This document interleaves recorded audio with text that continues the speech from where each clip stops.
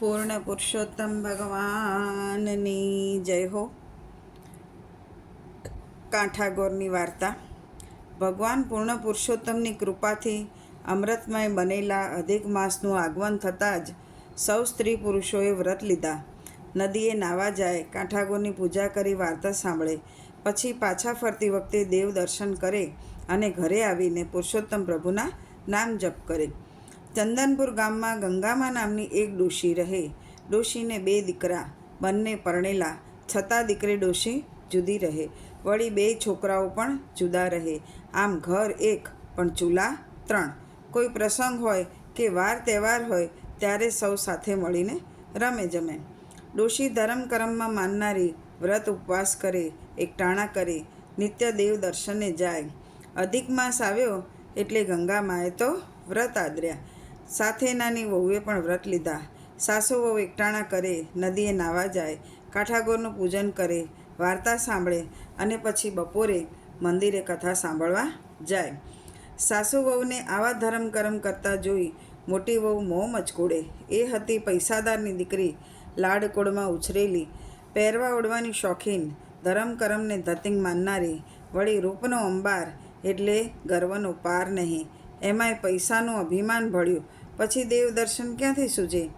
નાની વહુ ગરીબ મા બાપની દીકરી, ગળથોથીમાં જ ધર્મના સંસ્કાર મળેલા, જેટલી ભોળી એટલી કયાગરી, પારકાના દુઃખે દુઃખી થનારી. રોજ નદીએ નાવા જાય ત્યારે જેઠાણી એને યાદ આવે. એને પણ એમ થાય કે જેઠાણી પણ જો આ વ્રત કરે તો એને પણ ફળ મળે. એક દિવસની વાત છે. ભોળી દેરાણી ગઈ અભિમાની જેઠાણીના ઘેર. ભોળા ભાવે કહેવા લાગી, ભાભી રે ભાભી, પવિત્ર પુરુષોત્તમ માસ ચાલે છે, માટે ચાલો અમારી સાથે નદીએ નાવા. ત્યાં કાંઠાગોરનું પૂજન કરીશું, અનેક ઘણું ફળ આપનાર પૂર્ણ પુરુષોત્તમની વાર્તા સાંભળીશું. એ શોક તાપને હરનાર છે અને સુખ શાંતિ દેનાર છે. પછી દેવ દર્શન જઈ કથા વાર્તા સાંભળી પરલોકમાં લઈ જવાના પુણ્યના ભાથા બાંધીશું. આ સાંભળી જેઠાણી મોં મચકોડીને કહેવા લાગી, જા બાઈ જા, હું કંઈ તમારા જેવી વેવલી નથી અને નવરી પણ નથી. સાસુ વહુ કરી રાખો ધર્મ અને બાંધો પુણ્યના પોટલા. નદીએ નાવા જાઓ છો કે પારકાની નિંદા કરવા, એ હું જાણું છું. કાંઠાગોર એના ઘરે અને હું મારા ઘેર.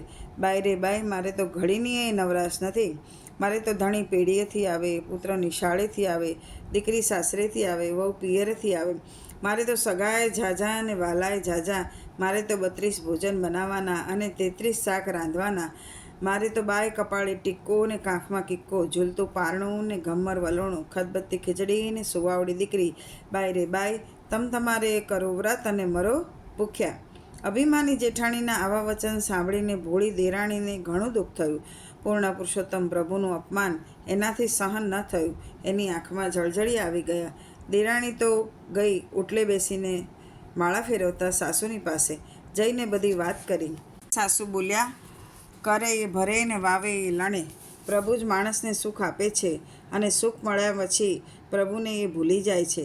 જેણે માનવ દેહ ધારણ કરીને પૂર્ણ પુરુષોત્તમની ભક્તિ ધારણ કરી નથી, એનો જન્મારો વ્યર્થ છે. મોટી વહુ સમજે તો સારું, નહીંતર એના ભાગ્ય ફૂટેલા જ છે. કાંઠાગોર રીઝે તો ધનધાન્યનો પાર ન રહે અને ખીજે તો કોઈનાય નહીં. આમ દિવસો વીતી રહ્યા છે. દેરાણીના દિવસ ધર્મ ધ્યાનમાં જાય છે અને જેઠાણીના સાંસારિક વાસનામાં. એની પાસે ધર્મ કરવાનો વખત નથી. એ તો સગાવાલાને રીઝવે છે. ભગવાન તો માને એના છે. કાંઠાગોર રીઝ્યા દેરાણી ઉપર, એને સુખ સાહેબી દીધી. પછી આવ્યો પૂર્ણ પુરુષોત્તમનું અપમાન કરનારી જેઠાણીનો વારો. કાંઠાગોરના કોપનો પાર ન રહ્યો. દીધો જેઠાણીને શ્રાપ. પેઢીએથી પતિ ગાયબ થયો. નિશાળે ભણવા ગયેલ દીકરો પાછો ન આવ્યો. દીકરીના સાસરિયા કોપ્યા. સીમના ઢોર સીમમાં રહ્યા. આવો કાળો કેર જોઈને જેઠાણીના શોકનો પાર ન રહ્યો.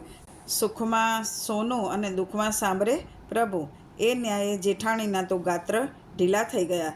રડતી રડતી ગઈ દેરાણી પાસે. કાળા કેરની વાત કરી. દેરાણી સમજી ગઈ કે આ બધો કાંઠાગોરના કોપનો પ્રતાપ છે.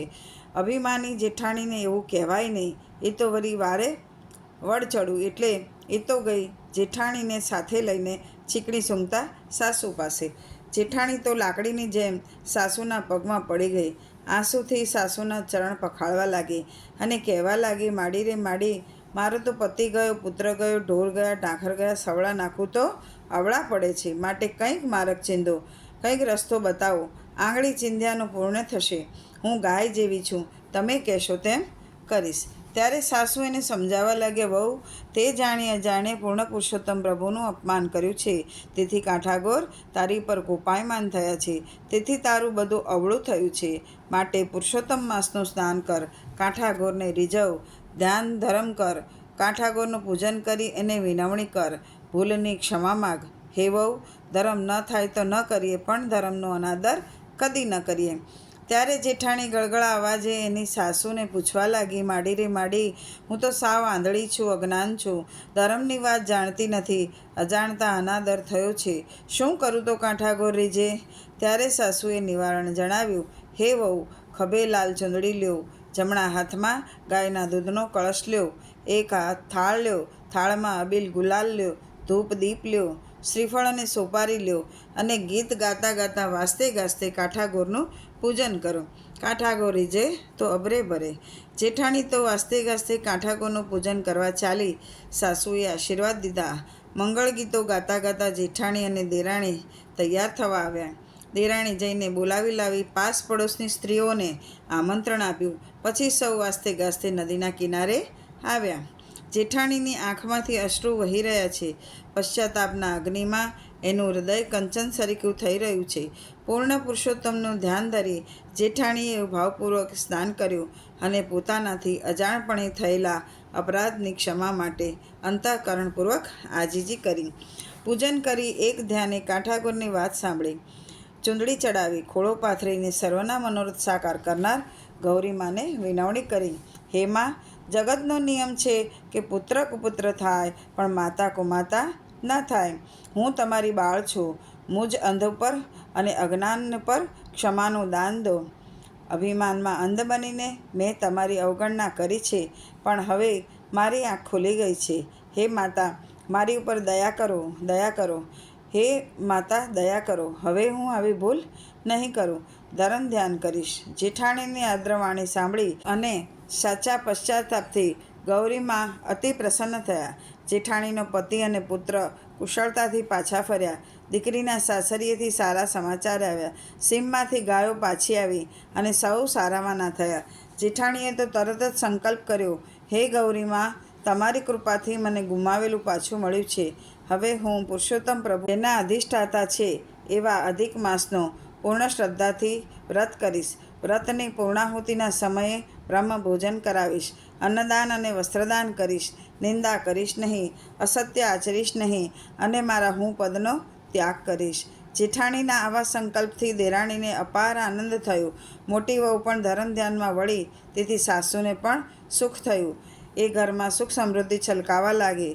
શ્રી પુરુષોત્તમ પ્રભુએ ત્યાં વાસ કર્યો અને થોડા જ સમયમાં એ ઘરની કીર્તિનો સૂર્ય પ્રખર તેજથી પ્રકાશી ઉઠ્યો. જે કોઈ પૂજે કાંઠાગોરને પાપ તેના જાય, સુખ સમૃદ્ધિ શાતા મળે, પર લોકે મોક્ષ થાય. હે કાંઠાગોરમાં પશ્ચાતાપથી શુદ્ધ બનેલી જેઠાણી, તેની દેરાણી તથા સાસુને જેવા ફળ્યા, તેવું શ્રદ્ધાથી તમારું વ્રત કરનાર સૌ બહેનોને ફળજો. બોલો પૂર્ણ પુરુષોત્તમ ભગવાનની જય હો. કાંઠાગોરમાની જય હો. પૂર્ણ પુરુષોત્તમ ભગવાનનો અધ્યાય 30મો. ભાવિક સ્ત્રીના ધર્મો. મહર્ષિ નારદ પૂછવા લાગ્યા, હે ત્રિલોકનાથ, કૃપા કરીને મને પતિવ્રતા નારીના લક્ષણો અને ધર્મો જણાવો. નૈમિષારણ્ય મધ્યે બિરાજેલા સુતપુરાણીજી કહેવા લાગ્યા, હે મુનિવર્યો, નારાયણ પ્રભુએ મહર્ષિ નારદને જે જણાવ્યું એ જ હું તમને જણાવું છું, તો તે એકાગ્રચિત્ત થઈને સાંભળો. નારાયણ પ્રભુ બોલ્યા, હે દેવર્ષિ, સ્ત્રીનો પતિવ્રતા ધર્મ એ જ મહાન ધર્મ છે. સ્ત્રીનો પતિ કદરૂપો, રોગિષ્ટ, ક્રોધી સ્વભાવનો, દરિદ્ર, લોભી કે પરસ્ત્રીગામી હોય તો પણ સ્ત્રીએ એ દેવને જેવો માનવો. કામ, ક્રોધ, મદ, મોહ, અહંકાર આદિનો ત્યાગ કરીને સ્ત્રીએ પોતાના પતિના સુખમાં સુખ અને દુઃખમાં દુઃખ માનવું. પરપુરુષનું રૂપ, યૌવન કે યશથી અંજાઈ ન જવું. દર ચોથા દિવસે તેલ આદિનું માર્દન કરીને માથાબોળ સ્નાન કરવું. ઋતુધર્મમાં આવેલી સ્ત્રીઓએ સ્નાન, અંજન, શણગાર કે હાસ્ય રુદન ન કરવા. 3 દિવસ દર્ભનું પાણી પીવું. કોઈને મુખ ન બતાવવું. સગર્ભા સ્ત્રીએ હંમેશા પ્રસન્ન રહેવું. ચરિત્રહીન પતિતા સ્ત્રી સાથે વાત ન કરવી. પંખા વડે હવા ન ખાવી. ભય, મોહ, ક્રોધ, મદ, મત્સર ઉપજાવે એવી ચીજવસ્તુ ન જોવી. પારકું અન્ન ન જમવું, કારણ કે તેનાથી ગર્ભમાં રહેલા બાળકોને સંસ્કાર દૂષિત થાય છે. પતિ બહાર ગયો હોય ત્યારે તમામ વૈભવનો ત્યાગ કરીને સાદાઈપૂર્વક જીવન જીવવું. હે નારદ, જે સ્ત્રી પોતાના પતિ પર વારંવાર ક્રોધ કરે છે, વાત વાતમાં પતિનું અપમાન કરે છે અને તિરસ્કાર કરે છે, એ બીજા જન્મે કૂતરીનો અવતાર પામે છે. જો સ્ત્રી પતિને જમાડ્યા વગર જમી લે છે તો તે ચાંડાલાની બને છે. જે કડવા વેણ બોલે છે એ બીજા જન્મે મૂંગી બને છે.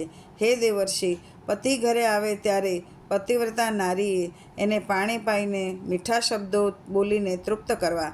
માતા, સાસુ, ગુરુ અથવા વૃદ્ધજનો સિવાય બીજા કોઈના આશીર્વાદ ન લેવા. પતિની આજ્ઞા વગર કોઈ વ્રત ધર્માચરણ ન કરવું. પતિવ્રતા નારી માટે પતિ જ ગુરુ છે. જ્યારે પતિ મૃત્યુ પામે એ જ ક્ષણથી વિધવા સ્ત્રીનું તમામ સુખ ચાલ્યું ગયું એમ માનવું. વિધવા સ્ત્રીએ વ્રત, નિયમ, ઉપવાસ અને ધર્મચારણમાં જ જીવન વિતાવવું. કેસ વધારવા, ચાંદલો કરવો, કંગન પહેરવા, અંજન આંજવું, પલંગમાં શયન કરવું વગેરે વિષયી છે તેનો ત્યાગ કરવો. કારણ કે વિધવા સ્ત્રી એ એક પ્રકારની સંન્યાસિની છે. ત્યાગ, તપ, વ્રત, ઉપવાસ કરવાની અનુકૂળતા એને મળી છે એમ માનીને સાદાઈપૂર્વક જીવન જીવવું. આ સ્ત્રી ધર્મનું દરેક સ્ત્રીઓએ અવશ્ય પાલન કરવું. અધ્યાય 30મો સંપૂર્ણ. બોલો પૂર્ણ પુરુષોત્તમ ભગવાનની જય હો. પૂર્ણ પુરુષોત્તમની પાવનધારા. ઘઉં કાંકરાની વાર્તા. એક હતું ગામ. ગામમાં એક સુથારણ રહે, એનું નામ ગંગા. પડોશમાં એક લુહારણ રહે, એનું નામ મંછા. ગંગા ગરીબ અને એનો ધણી આખો દિવસ મજૂરી કરે ત્યારે માંડ 2 માસનું પેટ ભરાય. જ્યારે મંછા ખાધે પીધે સુખી હતી, પણ જીવની ભારે ટૂંકી. કોઈને ઝટ દઈને કંઈ આપે નહીં અને દે તો દેખાવ કરે કે જાણે ખજાનો દઈ દીધો હોય. ગંગા ગરીબ ઘરની પણ દિલની ભારે દરિયાઓ. પોતે ભૂખી રહે પણ આંગળે આવેલા અભ્યાગતને પાછો ન જવા દે.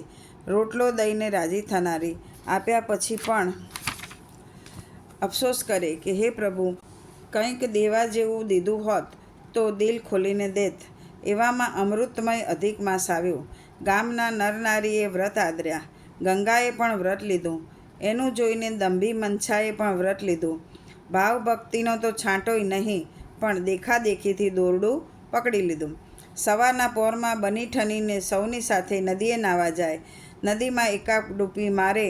પ્રભુનું નામ લેવાના બદલે ટાઢ ચડી ગઈ હોય એમ સિસકારા બોલાવે. પગ ભીંજાય ન ભીંજાય ત્યાં તો ફટ દેતાકની બહાર નીકળી જાય. પછી સૌ વાર્તા સાંભળવા બેસે. ગોરભાના કપાળે ચાંદલો કરે. પોથીને કંકુ ચોખા ચડે. સૌ સાથે મુઠ્ઠી મુઠ્ઠી ઘઉં લાવ્યા હોય એ ગોરભાની પાસે ઢગલી કરે. જ્યારે મંછા શેર ઘઉં લઈને આવે, એમાં તો પાસેર જ હોય ઘઉં, પોણો શેર તો કાંકરા હોય, પણ એનો ઢગલો સૌથી મોટો દેખાય. કથા સાંભળવાના બદલે એ પોતાનો ઢગલો જોતી અને ફૂલાઈને ખોંખારા ખાતી જાય. એમ કરતાં અમૃતમાસ પૂર્ણ થવા આવ્યો. છેલ્લા દિવસે ગંગામાએ કોઠીમાં હતા એટલા બધા ઘઉં કાઢી લીધા. માંડ શેર જેટલા થયા હશે. ગંગા જીવ બાળવા લાગી. અરે રે, મારા ભાગ્ય કેવા ભમરાળા છે! આ જ કોઠી ભરેલી હોત તો ગોરબાને 5 મણ ઘઉં દેત. આવો અમૃતમાસ ફરી ક્યારે આવે? આ બાજુ મંછા જોખીને શેર ઘઉં લીધા અને અંદર ભેળવ્યા 5 શેર કાંકરા. પછી મલપતી ગઈ નદીએ સ્નાન કરીને સૌ વાર્તા સાંભળવા બેઠા. મંછાનો ઢગલો સૌથી મોટો થયો. મંછા તો વારે વારે ખોંખારા ખાવા લાગી. આ બાજુ વૈકુંઠલોકમાં લક્ષ્મીજીની મૂંઝવણનો પાર નથી. પ્રભુએ પૂછ્યું, દેવી કેમ મૂંઝાવ છો? ત્યારે લક્ષ્મીજી બોલ્યા, નાથ, રોજ પાસેર ઘઉંમાં પોણો શેર કાંકરા વીણતા નાકે દમ આવી જાય છે.